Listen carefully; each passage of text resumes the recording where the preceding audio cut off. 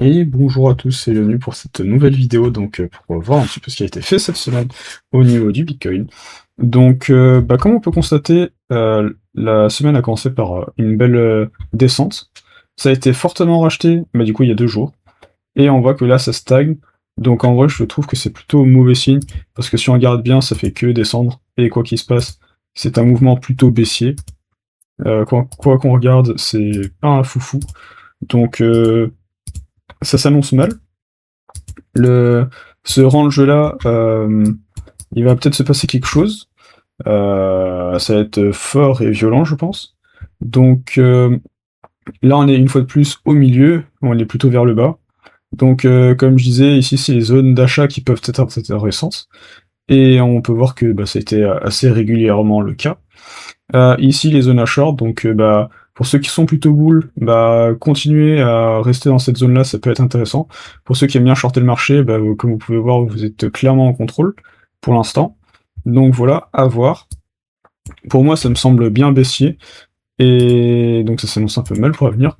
Si on regarde en weekly, il y a quand même une belle mèche qui a dû bien tuer toutes les liquidités, que ce soit en bas et en haut.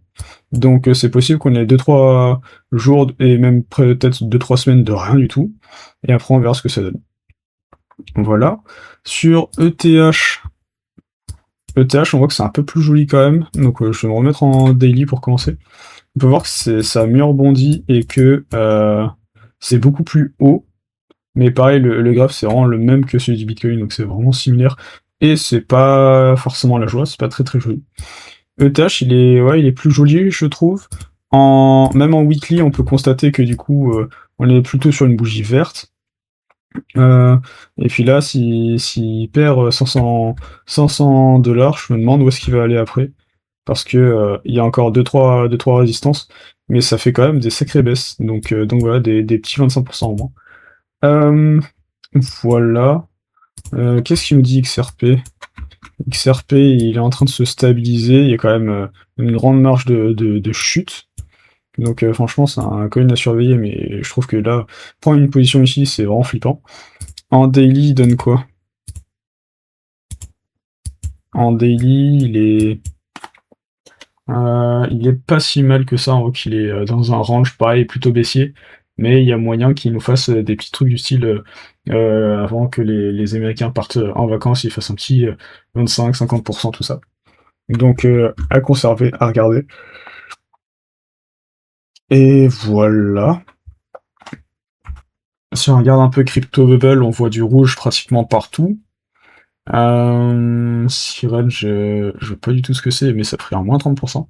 Il y a quand même 5 coins qui ont bien performé malgré tout. Bon, c'est en journée. En daily, on a Power qui est pas mal du tout.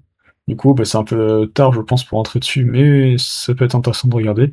Dex, Tibir, Bard, River. Ok, bon voilà, c'est pas mal. Dites-moi en commentaire quel coin vous voulez que j'observe et que je vous dise mon avis dessus.